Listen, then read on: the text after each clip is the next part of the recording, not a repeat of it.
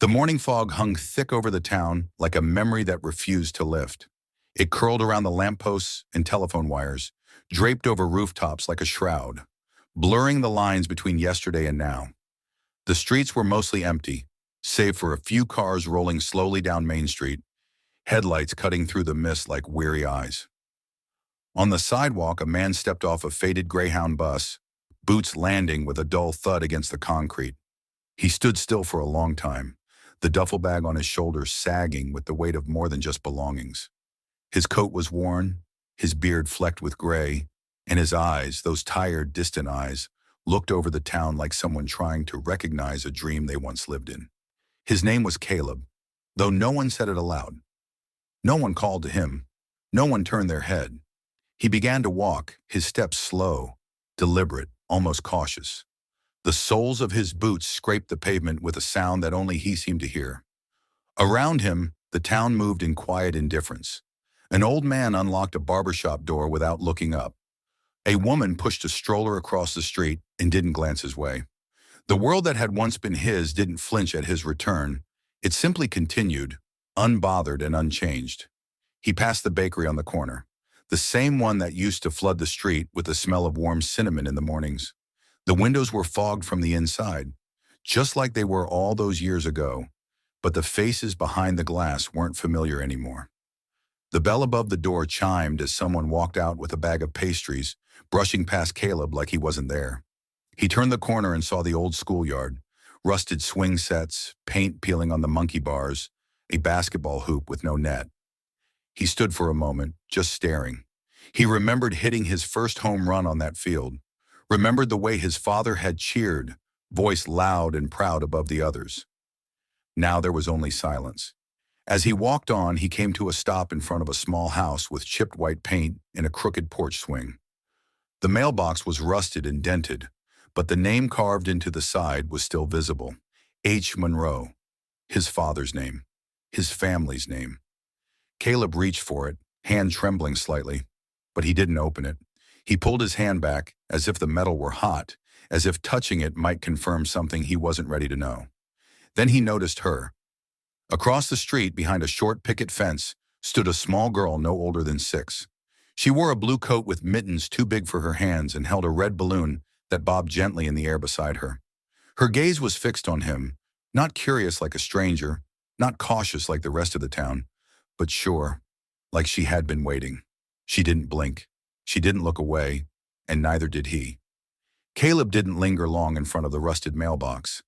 He turned away before the weight of it could crush him, before memory had a chance to fully open its doors. The fog was beginning to lift, curling around his boots like reluctant fingers letting go. He walked with no particular direction, following old instincts down streets that had once been mapped in his bones. He turned a corner expecting to find the familiar blue sign of the Whisper Pines Motel that used to sit on the edge of town, the one where travelers rested and teenagers snuck off to pretend they were adults. But instead of a reception desk and rooms lined with chipped doors, there stood a modern gas station, sterile, fluorescent, and humming with an electric chill. He stared at it for a long moment, as if blinking might reveal the past beneath the glass. A young clerk inside caught his eye and offered a nod that was more habit than welcome. Caleb gave a stiff nod back and turned away. The places remained, but they wore new faces. Time hadn't stopped here like he had hoped. It had dressed up the old bones and paraded them forward without him. He walked south, gravel crunching underfoot, until he reached the edge of town, where the trees began to reclaim the road and the houses grew farther apart. There it was, the house he grew up in. It looked older, tired, like it too had weathered 2 decades of loss. The paint was peeling along the eaves, and the porch swing hung crooked, one chain visibly rusted. But the structure held. The roof remained. The windows blinked back at him, dim and unfamiliar. Caleb stepped up the creaking porch steps and hesitated before knocking. The sound was soft, almost timid. After a few seconds, the door opened, and a woman stood before him, mid-30s, hair tied back, eyes sharp but weary. She looked at him like he was a delivery man or someone about to ask for directions. "Can I help you?" she asked. Her tone wasn't cruel, just confused, defensive, like so many people who've had to become their own shelter. Caleb opened his mouth, but nothing came out. What could he say? I grew up in this house. I carved my name in the floorboards. I held my newborn daughter in that living room. Instead, he looked past her into the hallway he once sprinted down as a boy, then slowly turned away. The door shut behind him. Just another stranger passing through. He walked back toward town, shoulders a little heavier now. The houses all looked the same. It was the faces that had changed. The people that had forgotten him, or perhaps had never known him at all. As he passed the elementary schoolyard, a flash of color caught his eye again. Red bobbing in the wind. It was her, the same little girl. She stood across the street, still holding that balloon, her eyes locked on him like a beacon in a storm. This time she smiled and waved. "You look like my dreams," she said softly. Caleb stopped, and for the first time since his boots hit the town's pavement, something in his chest stirred. Not recognition, no, but a question. Who was this child? Caleb found himself drawn to the old park at the edge of town, not because it was beautiful or particularly peaceful, but because it hadn't changed. The same cracked pavement coiled through the playground.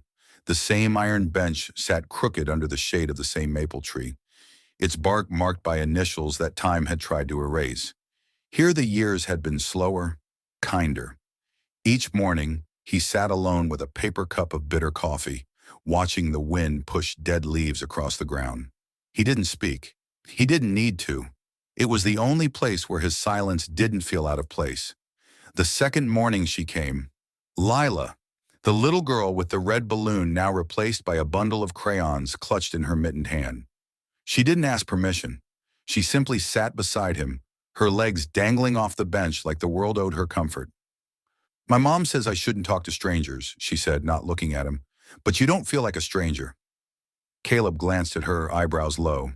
She smiled, still scribbling on her pad. "Do you like strawberry pie?" He blinked slowly. "Haven't had it in years." She nodded. "That's okay. It's still your favorite." He turned to look at her more closely, but she was already on to another thought. "You smell like my grandpa's old coat," before he went to heaven. A muscle in Caleb's jaw twitched. He didn't speak. His fingers tightened around the coffee cup until it crinkled slightly. He remembered a tiny voice like hers, a girl's laugh as he lifted her high onto his shoulders, her hands gripping his head like reins.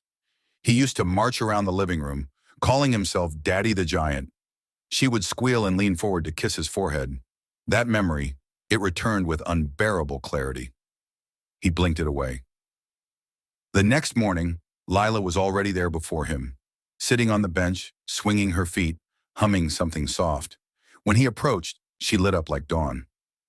"I drew you something," she said proudly, pulling out a folded paper from her coat pocket. Caleb hesitated, then took it with rough fingers.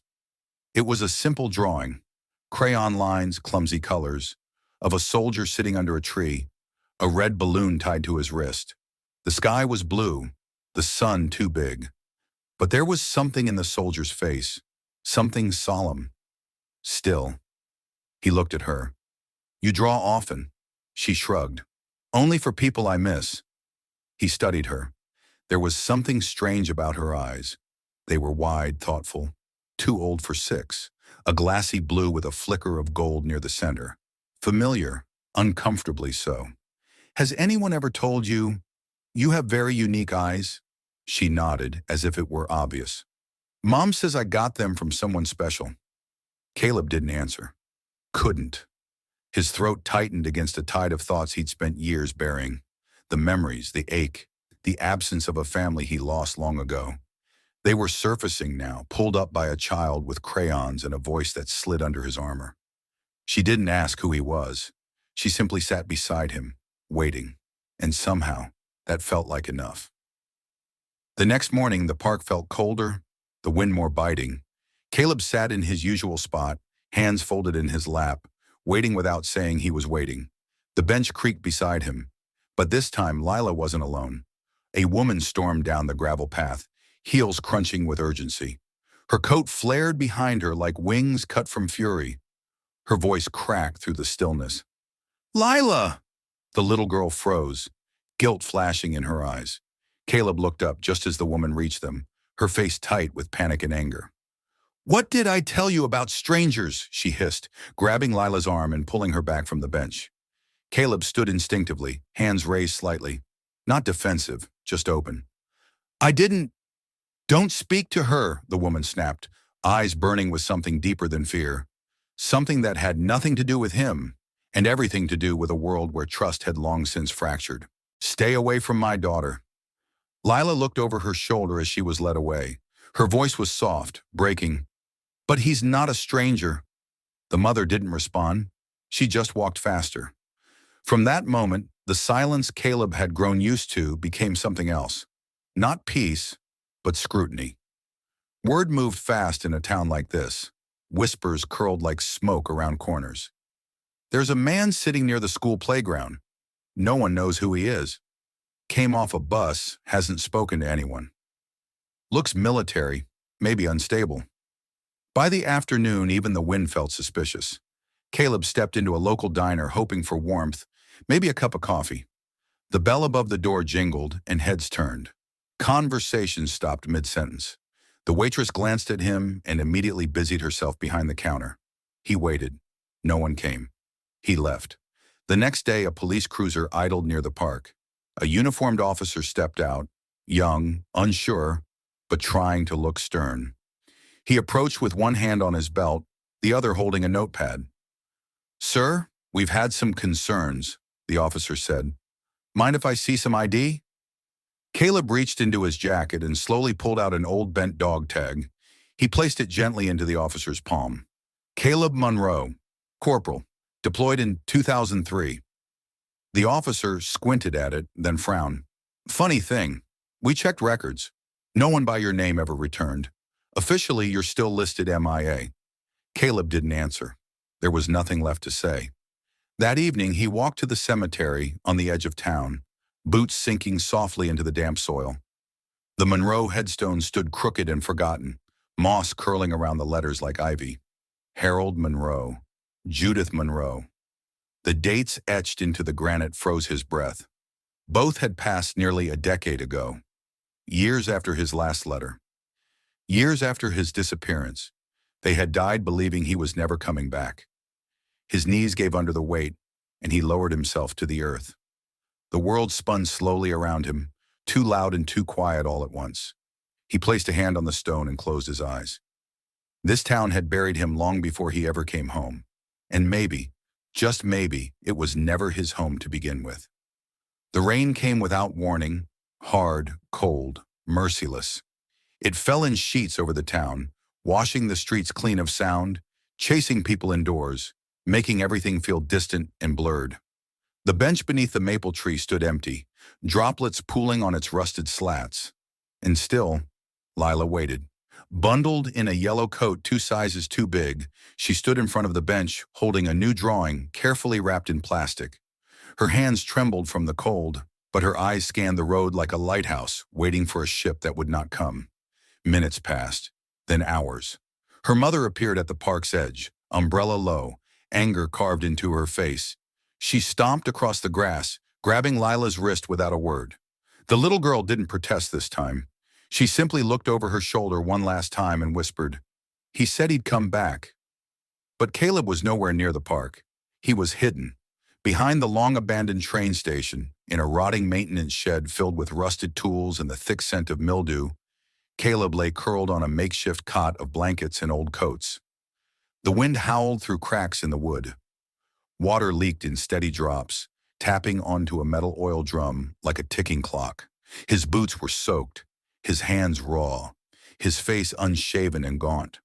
But none of that mattered. Not anymore. In his trembling hands was a photograph, creased, faded, edges curled from years of hiding in his breast pocket. It showed a woman with a radiant smile and a child perched on her shoulders, reaching toward the sky. Caleb stood beside them, uniformed, youthful, unaware that the moment captured would become a wound he'd never stop carrying. He stared at it until the faces blurred, and then, with shaking fingers, he lit a match. The flame was weak but hungry. He held the photograph above it, watching as the corners blackened, curled, then collapsed into ash. His eyes didn't blink. His jaw didn't move. Only when the final edge crumbled into glowing embers did he speak. Maybe I shouldn't have come back. His voice was low, gravel scraping the bottom of a dry well. The shed answered with silence. He pressed his back against the wall, sliding down until he sat on the cold concrete floor. Rain hammered the roof above him. A leak found his shoulder. He didn't move. In his mind, he heard it again. That night in the desert, the sky lit orange from mortar fire, the smell of burning sand and diesel, the weight of his comrade in his lap, blood gushing from a wound too deep, too final. "You go home!" the dying man gasped, fingers clutching Caleb's sleeve. "You go home! Make it count!" And Caleb had tried, but he hadn't known that while he was surviving wars overseas, another war was being lost here. The slow war of time, of absence, of forgetting. Now he was just a ghost among the living. A man returned to a place that had already grieved him, buried him, and moved on. And in that shed, as the rain wept with him, Caleb realized what true exile felt like. It wasn't being lost. It was coming home and finding nothing left to return to. The storm had broken overnight, leaving the world glazed in a pale, uncertain light. Water clung to the grass like dew soaked in sorrow. Inside the shed, Caleb sat unmoving, his back against the wall, eyes closed, body still, until a sound stirred him. A knock, software barely audible over the settling silence. He waited. Another knock never came. Curious but cautious, he pulled himself to his feet and cracked open the shed door. No one. Just mist curling over the train tracks and the faint scent of wet earth. But then, there it was, tucked into the crooked door frame, half soggy and fluttering in the breeze. A drawing, crayons on paper. The lines shaky, innocent. A soldier stood beneath a tree, holding the hand of a small girl with pigtails. A balloon floated above them like a sun. Beneath it, scrawled in big crooked letters, "I know you're real." Caleb stared at it for a long time. Something inside his chest shifted, slow, warm, aching, not sharp like pain, not dull like grief, but something alive. He ran a finger along the edge of the paper, careful not to tear it. In that moment, the girl's eyes returned to him, not just Lila's, but another set, from a lifetime ago. Dark brown, wide and curious, his daughter's. He remembered them looking up at him from a crib, from a swing, from the back seat of the car as he left for deployment. He had buried that memory beneath 20 years of sand, gunpowder, and silence. But now, it refused to stay buried. He turned to the cracked mirror on the shed wall. His reflection stared back, tired, overgrown, unfamiliar. So he picked up his old razor. The water was cold, the blade dull, but stroke by stroke, the beard fell away, revealing the man beneath the years. He dressed in the cleanest clothes he had, jeans, a faded flannel, a jacket that didn't quite fit anymore. He folded the drawing and placed it in his coat pocket. The streets were quieter than usual, washed clean by the storm. As he walked, he passed the bakery again, the schoolyard with its rusted swings, the mural of the town's founding, still faded, still proud. But for the first time since stepping off that bus, he didn't feel invisible. When he reached the house, her house, he stood across the street. No intention of knocking, not yet. Curtains fluttered. A dog barked in the distance. He wasn't here to confront, not to plead.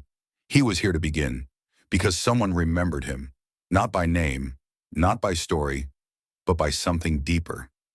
And he needed to know why Lila saw him not as a stranger, but as someone from her dreams. The town archives smelled of old paper, dust, and forgotten truths. Tucked beneath the library in a dim windowless room, it was the kind of place people only visited when searching for things no one spoke of anymore. Caleb's boots echoed against the linoleum floor as he moved slowly through the aisles, fingers trailing the spines of town record books, school yearbooks, and faded obituaries. He wasn't sure what he was looking for, only that something in his chest demanded answers. Then he saw it, a box labeled 2004, Veterans and Local Service. He opened it with care, flipping past town parades and award ceremonies. And then, His breath caught. There it was, a clipping, yellowed with age, torn along the edges. The headline read, "Local soldier presumed dead. Family mourns after years of silence." His own face stared back at him, young, stoic, eyes hard with duty. The article was short. It mentioned his unit, the date of his last communication, the failed rescue attempts, and then, survived by his wife, Eleanor, and daughter, Madeline. Madeline. The name hit him like a blow to the chest. He slumped into a chair, the article shaking in his hands. Madeline. She would have been 6 when he disappeared. And now, his mind reeled, rushing backward through the weeks. The woman at the door, her familiar mouth, the tension in her brow, her eyes, so like her mother's. He flipped through newer documents, tax records, local registries, anything he could find. And then, confirmation. Eleanor Carter had legally remarried in 2010 to a man named Thomas Bennett. They now lived in the home Caleb once owned. The address matched. And Lila Bennett, age 6. His heart slammed in his chest. She wasn't just a little girl who believed in soldiers. She was his granddaughter, and the woman who had glared at him with such protectiveness, such unfamiliarity, was his daughter, all grown up. He stood abruptly, the room spinning around him.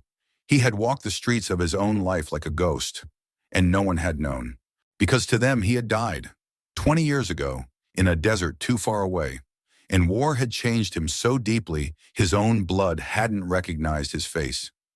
Hours later, Caleb returned to the park, heart thudding in slow, uncertain beats. The bench was there, waiting.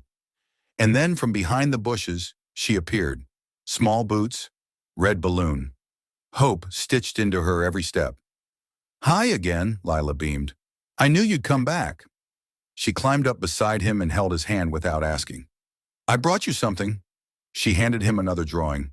This one showed 3 people beneath the tree now, a soldier, a little girl, and a woman standing beside them. Caleb couldn't speak.